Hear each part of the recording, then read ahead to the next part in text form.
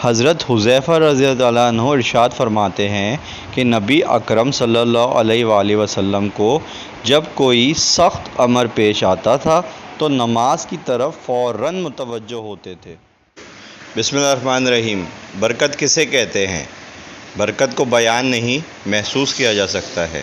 جب آپ آمدن و اخراجات کے حساب کتاب کے چکر میں پڑے بغیر اور بنا کسی ٹینشن کے اپنا کچن چلا رہے ہوں، اسے برکت کہتے ہیں، جہاں آپ کی آمدنی 1,00,000 ہو یا 1,000۔ بسم اللہ الرحمن الرحیم۔ اگر برکت دیکھنی ہو تو سخت گرمیوں میں روڈ کھودتے کسی مزدور کو کھانے کے وقفے میں دیکھ لیں۔ جب وہ دیوار کی اوٹ لے کر اپنی چادر پھیلا کر بیٹھتا ہے، اسی کیفیت میں جو قرار اور دلی اطمینان اس کو محسوس ہو رہا ہوتا ہے، وہ کسی لکھ پتی کو میک ڈونلڈ یا KFC کے مہنگے برگر کھا کر بھی نصیب نہیں ہوتا۔